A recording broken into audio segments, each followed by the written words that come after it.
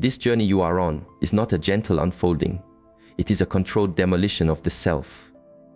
Ancient wisdom speaks to this path, and it offers a warning. Most who begin do not complete the journey, not from a lack of strength, but because they carry the wrong map. The intense anxiety, the profound sense of isolation, the feeling that your mind is unraveling while others seem to coast through life. This is not your path going astray.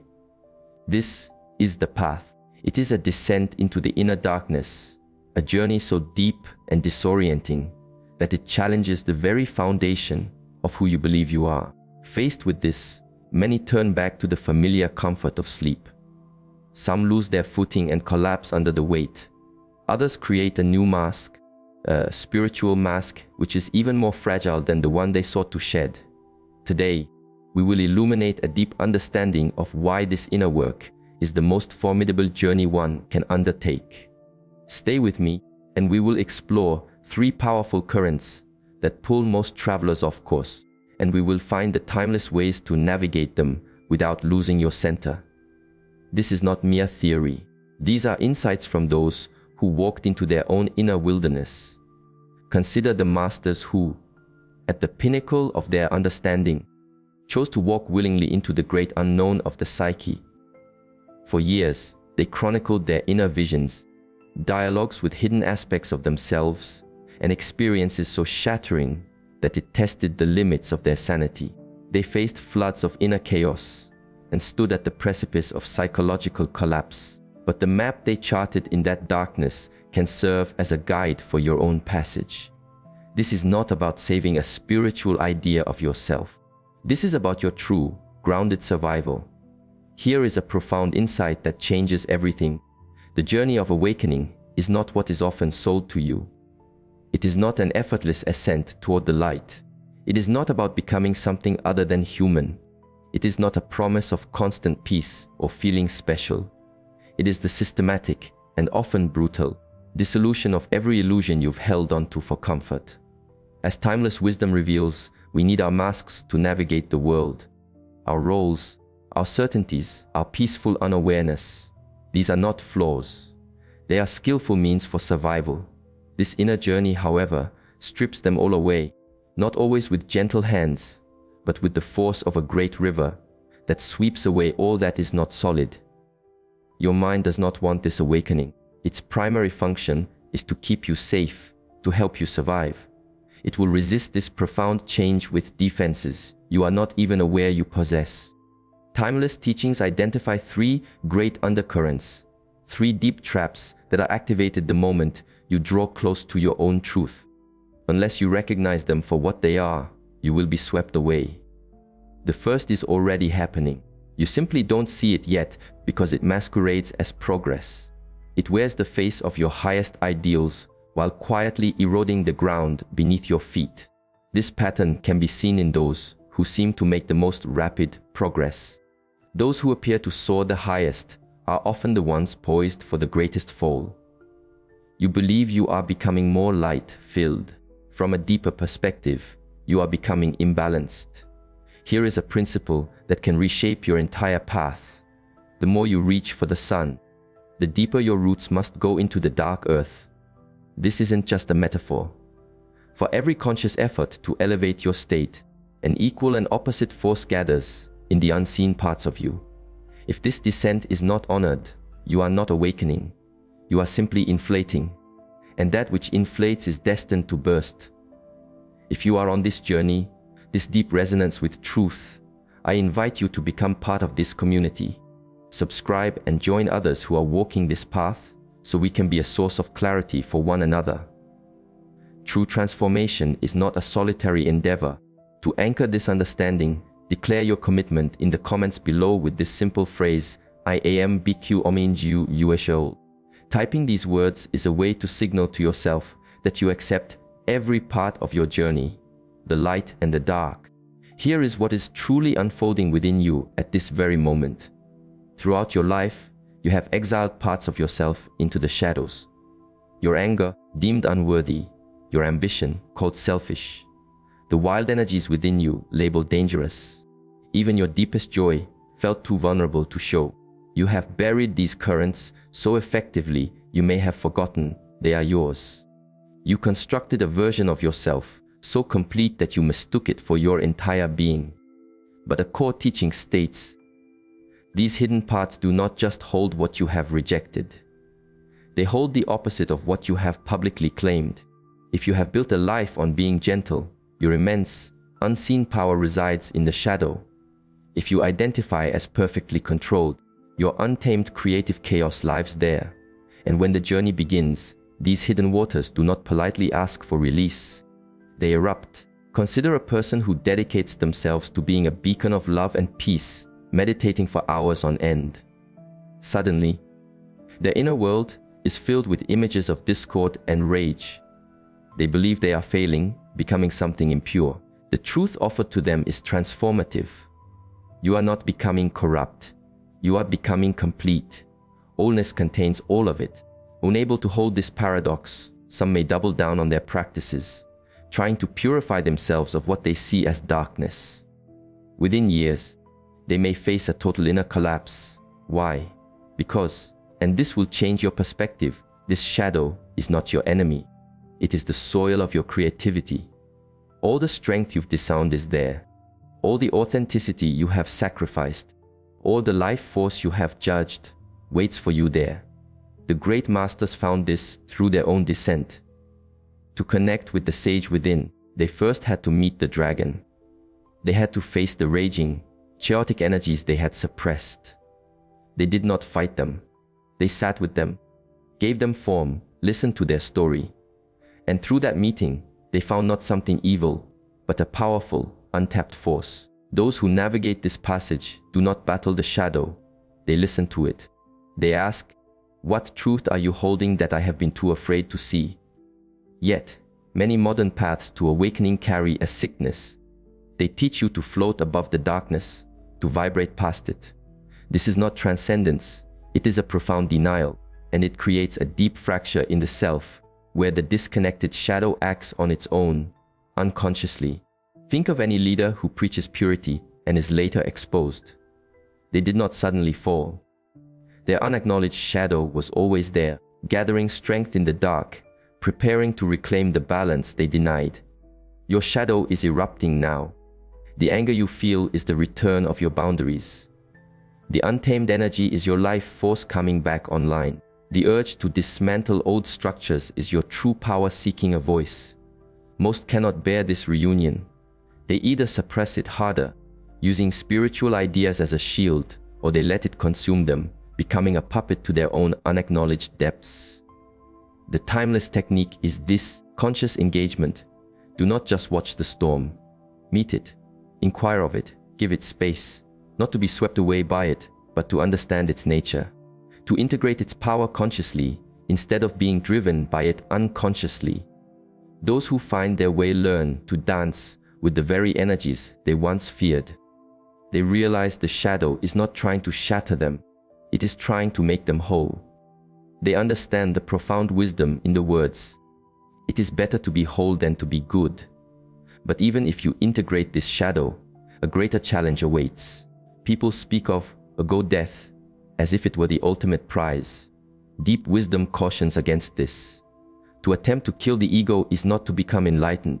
It is to become unmoored, to lose all connection with the ground beneath your feet. Here is what is often missed: your ego is not the enemy. It is the vessel. It is the boat that carries you across the water. Without it, you do not merge with the ocean, you simply drown. Here is where the path becomes subtle. On this journey, the ego does not simply surrender. It resists, and it is clever in its resistance. It has been the captain of your ship for your entire life. Then, this deep awakening reveals a humbling truth: the ego is not the captain, it is merely the boatman. It discovers there are vast currents and tides, forces in your being that are infinitely more powerful. The ego's response: deep fear. But it does not fight you head-on. It co-opts the journey. It takes your profound experiences and claims them as its own. I am the one who had the vision. I received the insight. I am special. I am awake. Something vast moved through you. You are not that vastness. This is a pattern that has led many astray.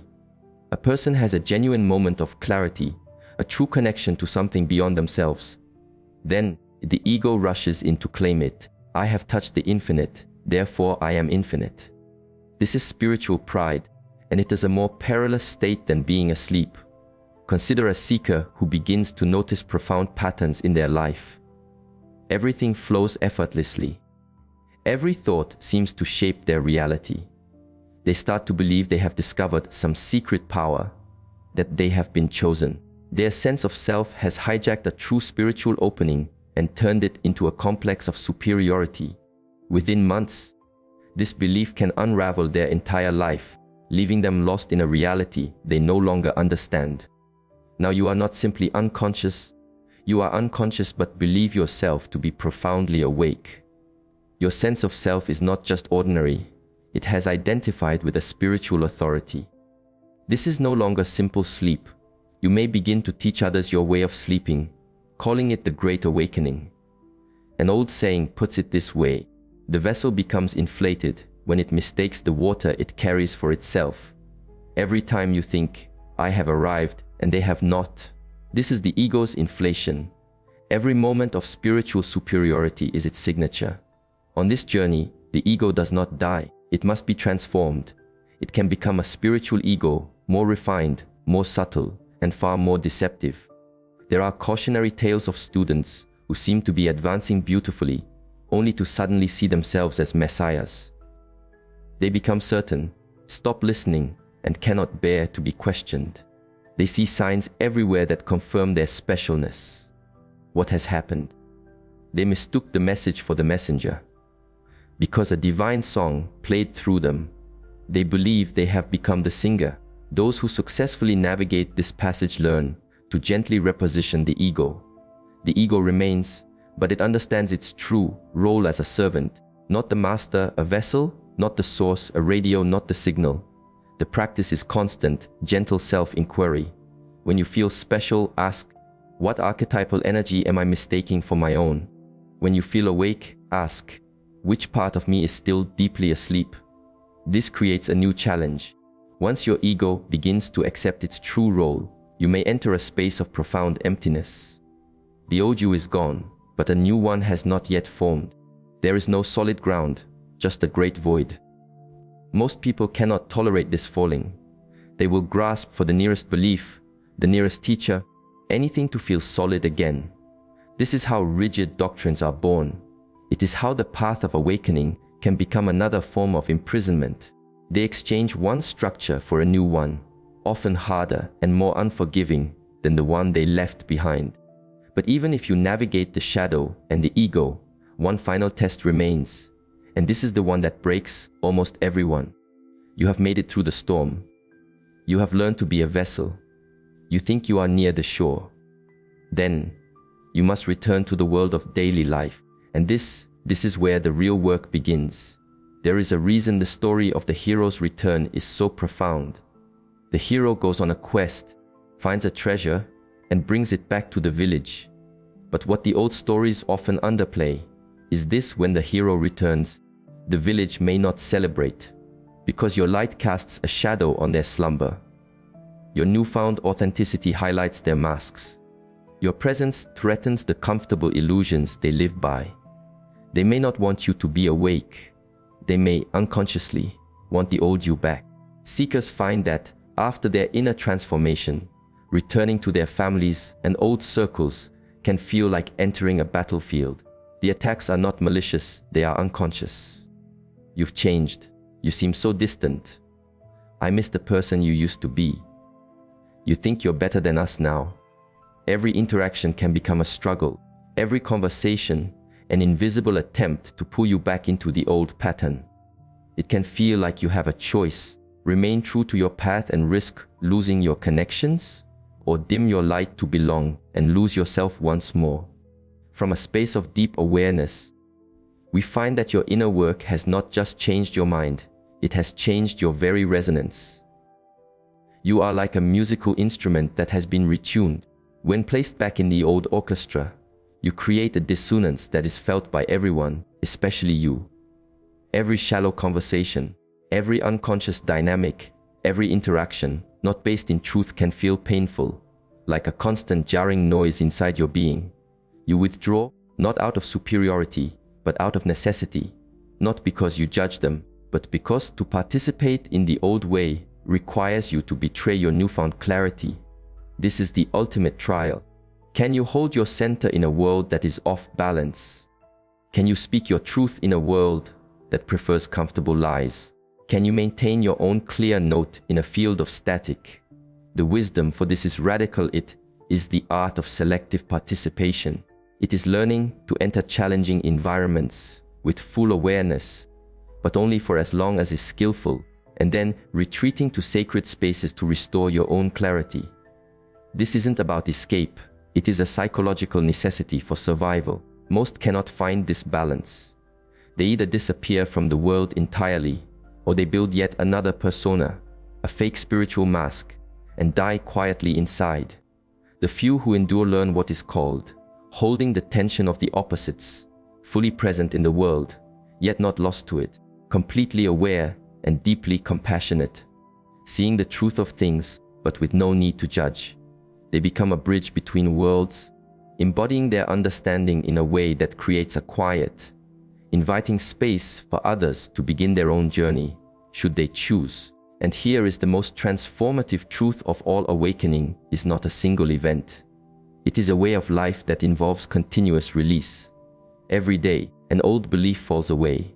Every week, a former identity dissolves. This process never ends.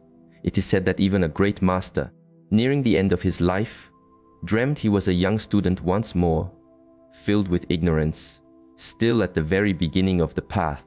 After a lifetime of profound work, his own deep consciousness reminded him, "You know nothing."